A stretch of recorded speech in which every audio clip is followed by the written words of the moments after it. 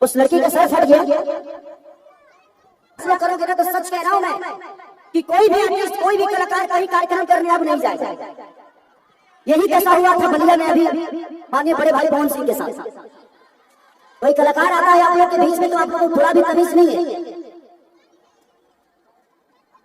किसी का भी कार्यक्रम होता है, आपसे हम प्यार करते हैं इसलिए हम आपके पास आते हैं, नहीं तो हमें भी अपने घर में सुरक्षित बैठना आता है। हम लोग सिनेमा करके भी तो पैसे कमा लेते हैं, गाना गा के भी तो पैसे कमा लेते हैं।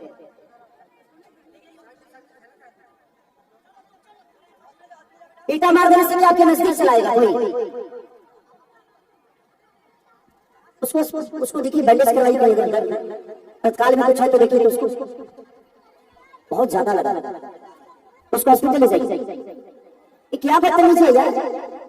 कलाकार कलाकार होता है, कलाकार प्यार करने की चीज होता है। अभी सिचुएशन में कोई कैसे गाना गाएगा?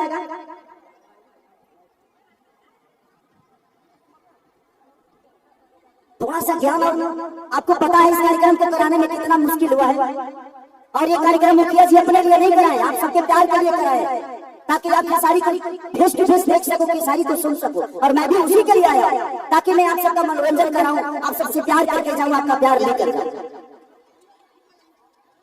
ऐसे नहीं, मैं इस कार्यक्रम को करने के लिए 2 रात से सोया नहीं हूं ताकि किसी का नुकसान भी नहीं हो और मैं आप सबका मनोरंजन भी करा सकूं, क्योंकि टाइम नहीं होता है। कैसे कैसे टाइम निकाल कर आप सबका आशीर्वाद देने हम आते हैं। और आप लोग इस टाइप की आप सब नहीं कर रहे, कोई एक ही कर रहा है, लेकिन एक आदमी पूरे फंक्शन को बिगाड़ कर छोड़ देगा। तो जो भी कर रहा है मैं आपसे रिक्वेस्ट कर रहा हूँ कि आपके घर में भी कभी फंक्शन होगा, आप भी किसी बेटी के बाद बने हुए आपके दरवाजे पर भी बारात आएगी।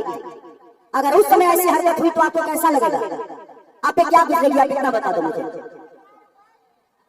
उस बच्ची का सर फट गया,